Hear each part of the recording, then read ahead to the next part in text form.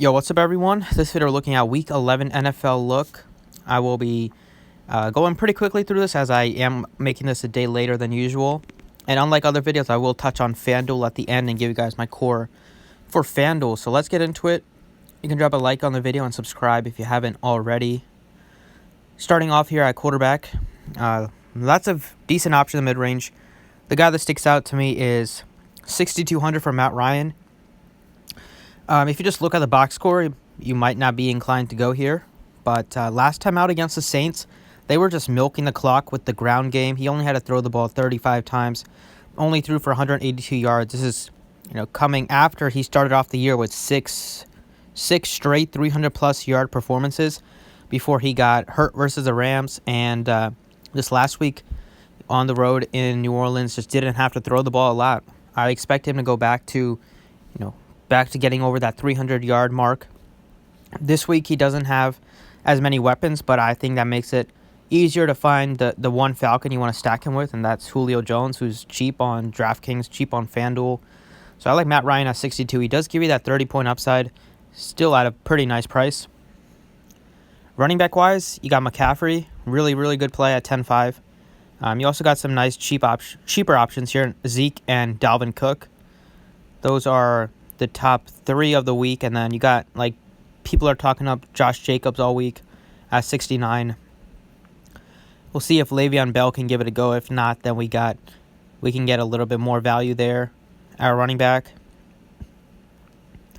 But I think if you go Dalvin Cook here, 8,900, you get another guy that gives you 30-point upside at a sub 9K price tag. Price tag is going up, but I still like him here against this Denver defense. Bad against the run. He also plays a big role in the passing game with 7+ targets the last 2 weeks. He hasn't had a receiving touchdown yet this year, but he's still giving you 40 catches on the year. Just gives you a workhorse on the field, 95% of the snaps. Just really like him this week against Denver. And then the value running back is Hill here this week at only 4,800. Just got to eat that chalk. It's a good matchup. Last week he ran the ball 20 times on the ground, only for 61 yards, but he did catch his only pass for a touchdown to put up a solid fantasy score. Last week Devonta Freeman also started the game, and then he left with an injury. He got 10 carries, so you got 10 carries and 3 catches before leaving. So Hill could have saw even more work, as they did. Like I said, they ran the ball a lot to milk the clock in the fourth quarter. But at 4,800, he's still one of the best point per dollar plays on the slate. Really good matchup against the Panthers. Been terrible against the run, so I like him. Wide receiver, you got to make some tough choices this week, especially at the top. Michael Thomas is priced in a completely different tier than Hopkins, Cooper, Julio, Evans. He's in his own price tier. Probably he's going to score the most fantasy points this week out of that group, but it's not like, they're all the same price tag and you just got to play Thomas. You got to factor in the price. On Fanduel, I feel very comfortable getting Thomas and, Julio in there together. On Draftkings, I think it's a little tougher. I'm going with Julio just because the Falcons are down a couple targets, well, especially one main target, and Austin Hooper. It should open up Julio. He's been fine this year. He hasn't had he's been a little inconsistent at times, but the targets are definitely there and they will be there. And he also had to deal with a backup quarterback for a week. So I think at $7,500, price tag is really cheap for one of the best wide receivers in the league. I like Julio as part of a Falcon stack. And then the two cheap wide receivers I like are right here in the 6K range. I think Chark makes for a nice tournament play. 6,200, getting his quarterback Nick Foles back. DJ Moore, really, really cheap. 5,900. His targets are there every week. He has 10, 14, 10, 9, 10, and 11 targets are his highs this week. He has been super consistent recently. The matchup is amazing against his Falcons defense. DJ Moore is one of my favorite cheap receivers of the week and value receivers. And then another guy that I like quite a bit is Mohamed Sanu, 5,100 for Sanu. He gives you that. With Tom Brady, he got 14 targets last week. He's never been like that kind of guy, but the Patriots transform any type of player they get.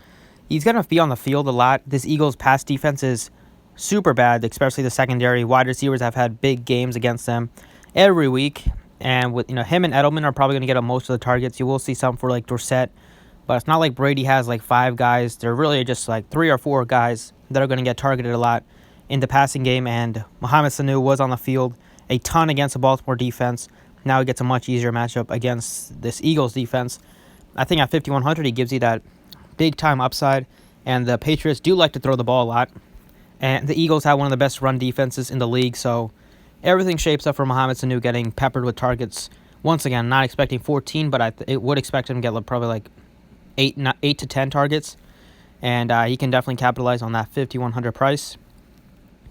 So that's what I like for DraftKings. Fanduel this week, pretty much the same kind of deal, except Fanduel, there are some cheap like tight ends and cheap defenses, just like DraftKings, but Fanduel, it's a little easier to pay up for a quarterback, and I love paying up for Lamar Jackson here. I don't think he'll be super popular on FanDuel at 8,800, but found a way to fit him in there in the lineup that I had made, and I feel pretty good about it.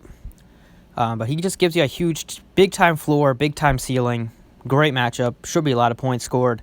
Just like him at home a lot. Running back-wise, I've still got the 3 guys at the top. They're all fine. They're all good. Zeke is probably in a really good spot, too. He's cheaper on DraftKings. Cook is cheaper on FanDuel. Elliott's cheaper, so I'll probably go Elliott out of those two. But still going to go with Hill, just 5,900 for a guy that's in a really good matchup. We'll still get some targets out of the backfield, and we'll probably get 15 to 20 carries on the ground. It was a tough matchup on the ground against the Saints. They're decent defense. Much easier matchup on the ground this week against the Panthers. The wide receiver, like I said, I think there's a way to pay out for Michael Thomas and Julio Jones on FanDuel. They're both in great spots. I'm expecting big-time games from both of them, especially Michael Thomas. But Julio, I think 7,800 is still at a spot where he's cheap enough. I mean, he's cheaper than Godwin, cheaper than Cooper. Just a little bit more expensive than Golladay. Definitely would prefer him over Golladay with Stafford out. Still prefer him over Edelman because I think Sanu makes for a nice, cheap play, but definitely love those 2 guys. And then still rocking with DJ Moore. Just really cheap on both sides. $6K for a guy that's gotten 100-plus yards the last 2 weeks. Is the number 1 weapon in the receiving game. Not even close. He's gotten 10 targets in 3 or 4 games, at least 10. And McCaffrey does dominate a lot of the touchdowns. He only has 1 receiving touchdown on the year, but it's a good matchup where maybe he can get into the end zone just because the secondary is that bad. And then at flex, Mohamed Sanu, still liking him on FanDuel as well. He's only 5,800. Gives you that upside with the just because it's going to be on the field a lot.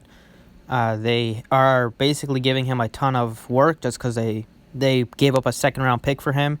And the Eagles' defense, like I mentioned, is bad, especially at defending receivers. I see Sanu being a nice value play at 5,800. So that is my quick look for Week 11. Hopefully you enjoyed. Thanks for watching, and good luck this week.